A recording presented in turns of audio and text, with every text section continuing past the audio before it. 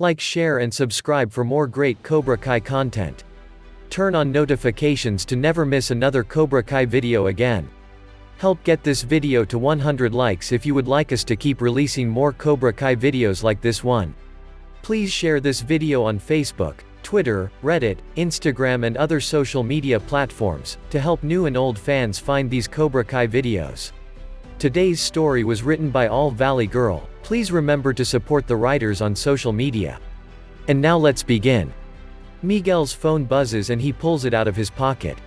Too pussy to fight? It's Hawk's number. He's going to ignore it.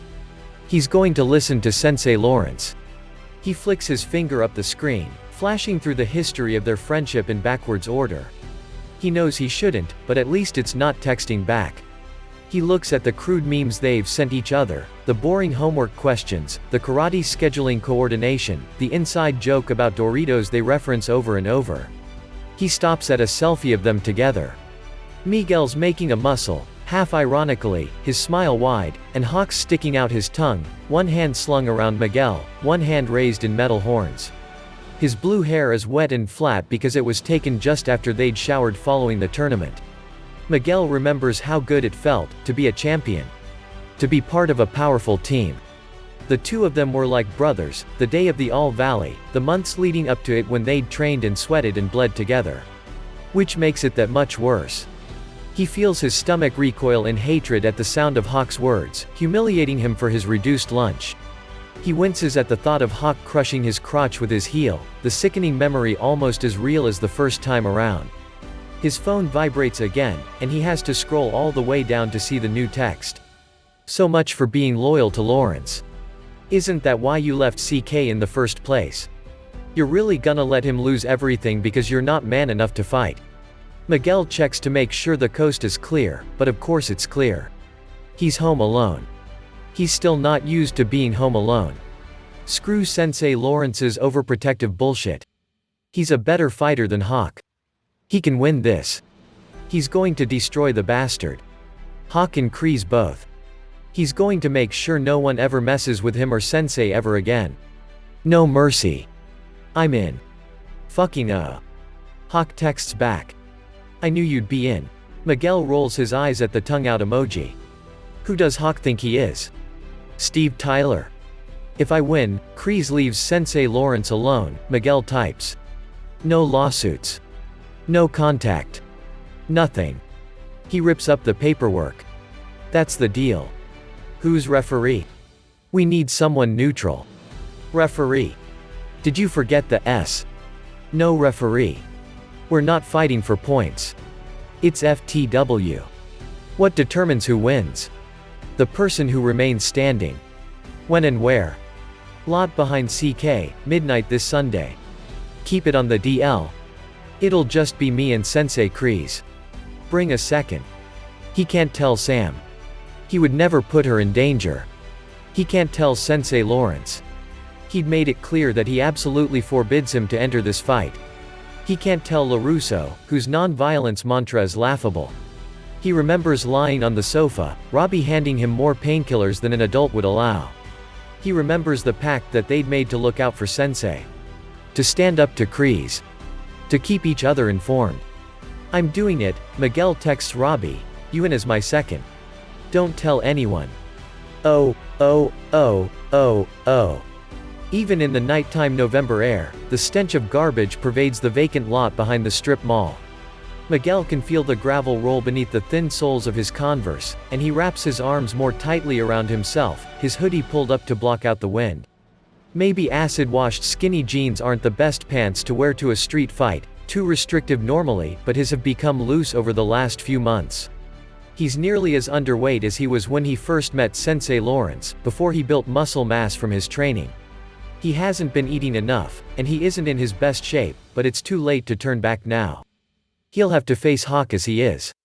At least he looks cool in the jeans. He'd seen a photo of Sensei in the same style, and the formless hoodie disguises most of the weight loss.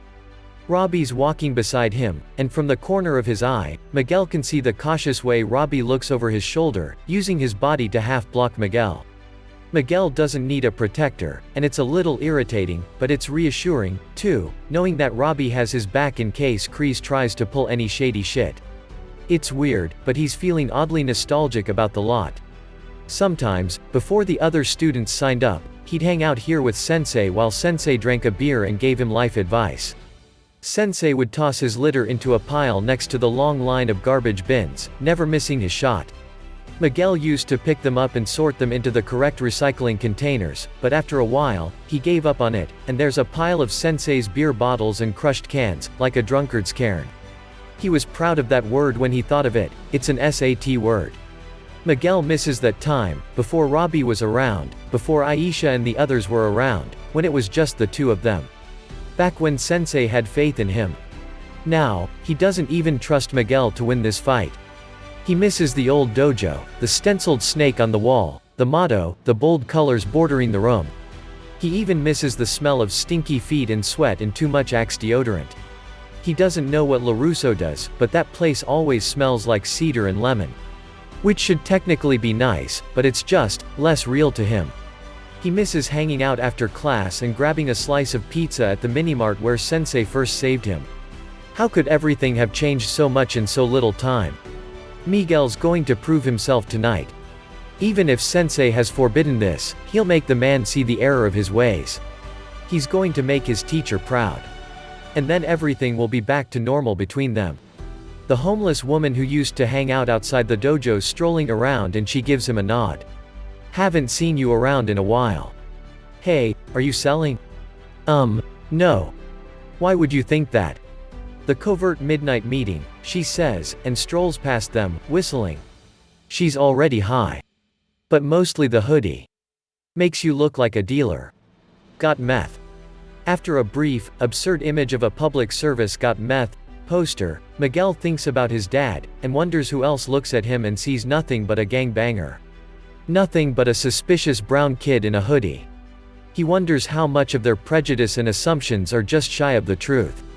Maybe he's never actually seen hard drugs in person, or smoked more than one puff of pot with his yaya, but his dad's a kingpin, so there's that. Stereotype confirmed. You don't have to do this, you know, Robbie says, jiggling his keys in his pocket. He's antsy, and so is Miguel. It's 3 minutes to midnight and Kreese and Hawk haven't shown. They'll probably show up late on purpose to psych him out. I do have to do it, Miguel says, even though his stomach's lurching and he doesn't want to. I have to protect Sensei. After everything he's done for me, I'm going to return the favor. Robbie gives him a reluctant nod. If you're sure. I'm sure. Because he doesn't want you to do it. And I'm starting to agree. Are you losing your nerve? Maybe, Robbie admits. I have a bad feeling about this. I don't trust Kreese to play fair. Me either. Miguel swallows. But that's life, right? Nobody plays fair. Miguel jumps in place at the horror movie creak as the back door of the dojo opens. Kreese exits with Hawk at his heels. He wonders how long they'd been waiting there, if they'd overheard their conversation. Well, look who bothered to show up. I'm impressed, Taco. I didn't think you had it in you. And you even brought your boyfriend. Cute. Miguel crosses his arms and glares at Kreese. There are two of you. It's only fair. Hawk jerks his head up at him in a too cool to actually speak to you greeting. His infamous mohawk is gelled spiky and tall, and he's shirtless, the tattoo sprawled across his back displayed like warrior paint. He'd started out scrawnier and dorkier and meeker than even Miguel had ever been, but he's been getting more and more cut since he'd first joined Cobra Kai. Now, it's just absurd. Hawk is ripped. Nobody can gain that much muscle that fast naturally. Last chance to back out, Miggy.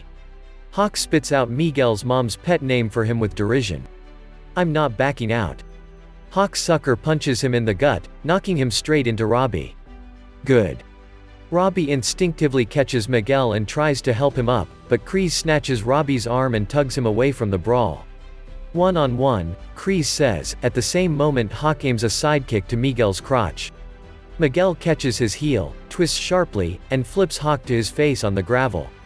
As Miguel's readjusting his stance, Hawk sweeps his leg against Miguel's ankle, grabs his tumbling form for purchase, and the two of them beat into each other, messy and raw and dangerous. Miguel gets a good one to Hawk's mouth and snarls, "Too bad no one will notice the difference, lip. You'll pay for that." Hawk grabs him by the front of his hair and slams the heel of his palm into Miguel's nose. Everything goes black for a second, and the lower half of his face is warm and wet, and then the pain kicks in full gear. His nose is definitely broken. He can't even breathe out of it. He hears Robbie begging him to stop in the background. But fuck if he's going to let Sensei lose his life and livelihood to these evil shitheads. Miguel blocks Hawk's undercut punch and kicks in his knee as hard as he can. Hawk's scream is sharp and high-pitched. It's not like fighting in the dojo or a tournament. There's no one to call a point or timeout.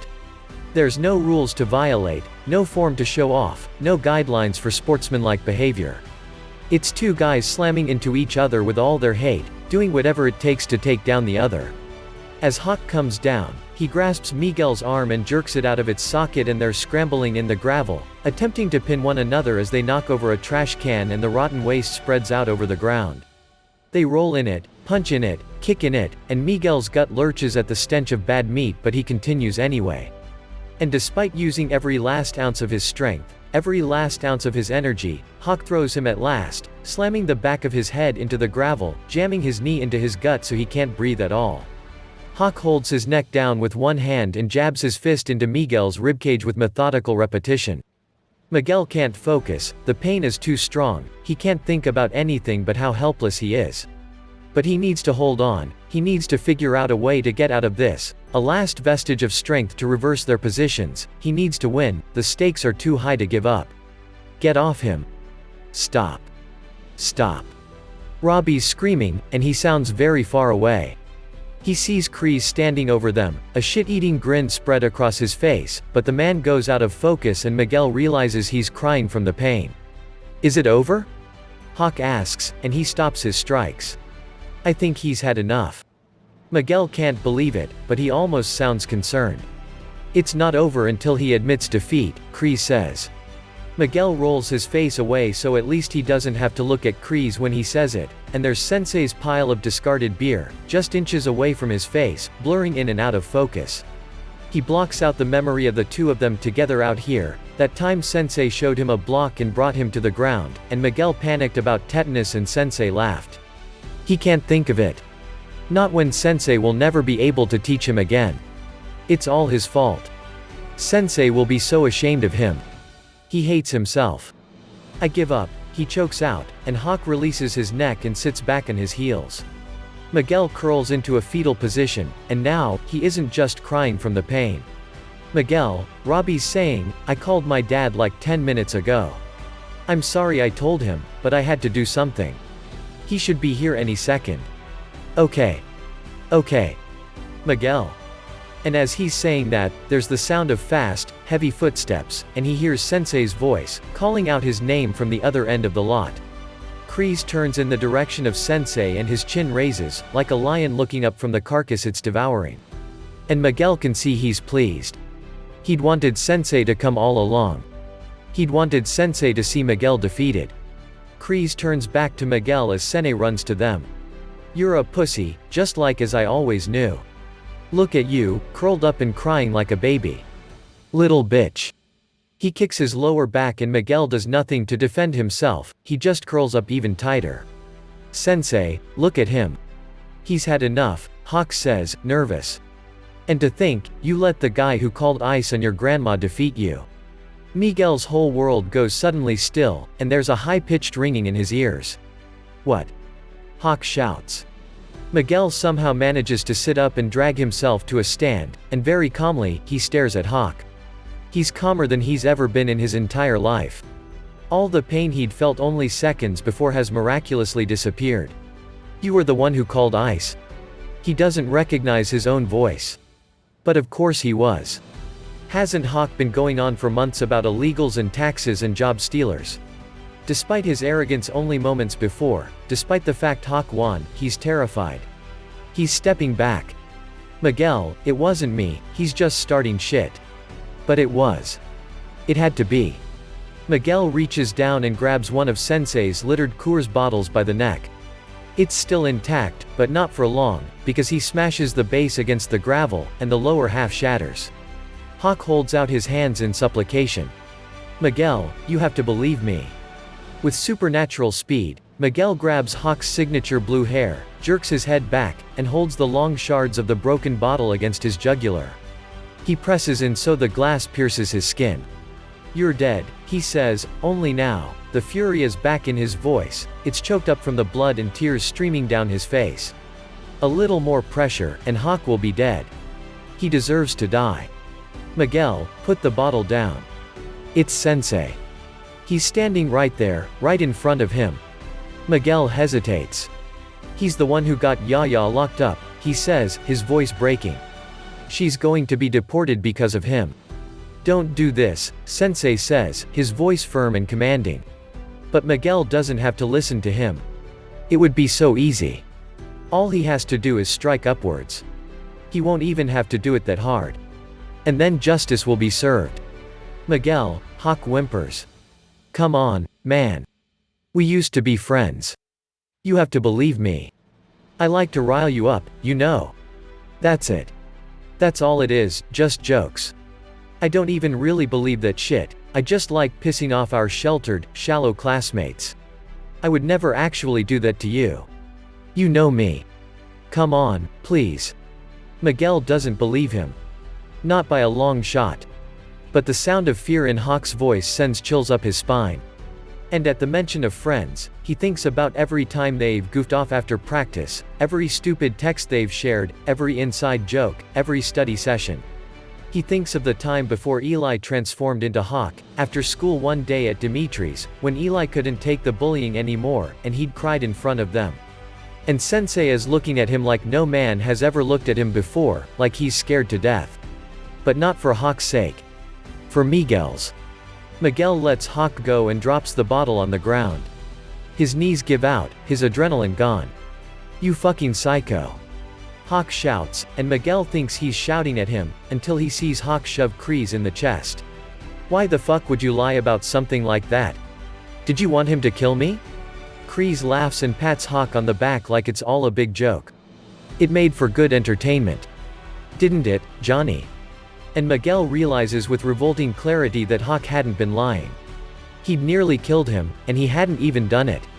You're sick, Sensei is saying, and he's standing in front of his 3 students, his arms stretched out to the sides to cover all of them, creating a barrier Kreese will have to fight through to get to them. Robbie's picking Miguel up, helping him to his feet. Well, I might be sick, Kreese says, but you're done teaching karate forever. No. You are. It's Hawk, but he sounds more like the old Eli. His voice is soft and uncertain, like it used to be last year. And still somehow, speaking those words at all is a new kind of strong. Everyone turns to him. What are you on about? Kreese demands. The humor has dropped from his voice, so all that remains is the threat under the laughs. You're closing the dojo and leaving town forever, Hawk says, or I'm going to tell the police you did this to me. He gestures to his face, which is a wreck. Miguel got his mouth better than he'd thought. After everything I've done for you, Kreese says, his voice low and gravelly. You tried to get me killed a second ago. It was a joke. You can't take a joke. Don't be a whiny bitch. If that's your idea of a joke, fuck you. I'm going to the police. You honestly think they'll believe the lies of some punk kid with stupid hair? Kreese scoffs. I'll tell them you beat me up, too, Miguel says, or tries to. It's hard to speak with a broken nose. Corroborating stories from honor roll kids, who do you think they'll believe? Especially when they ask the other Cobras. Think Aisha or anybody else is gonna stand up for you? I don't think you want to land in jail for child abuse, Robbie adds, voice cold. I hear that doesn't go down so well in prison. Kreese ignores the rest of them and turns to his last student, his voice as kind and fatherly as it had been mocking only seconds before. Hawk, buddy, don't let these pussies influence you. Come on, man, we had a good thing going. You're like a son to me, you know that, I chose you. Hawk stands there silently, his arms crossed. Miguel can see the moment Kreese realizes nothing he can say will change a thing. His face shifts, from paternal, to shocked, to dangerously pissed within the time frame of a second. If the shift hadn't been so sudden, his affection would have been entirely believable. Kreese is the best liar Miguel has ever met. Fuck this. Kreese shouts. Every single one of you is a loser. I'm done with this town. I'm done with you pussies. And Kreese turns away, cursing and muttering to himself, kicking up gravel and punching the air, like a toddler in the midst of a tantrum, leaving without even a fight. And that's the end of the story. Did you enjoy it? Let us know what you think in the comments. Help get this video to 100 likes if you would like us to keep releasing more Cobra Kai videos like this one. Don't forget to subscribe, and turn on notifications to never miss another Cobra Kai video again. Please share this video on Facebook, Twitter, Reddit, Instagram and other social media platforms, to help new and old fans find these Cobra Kai videos. And we'll catch you in the next one. Peace.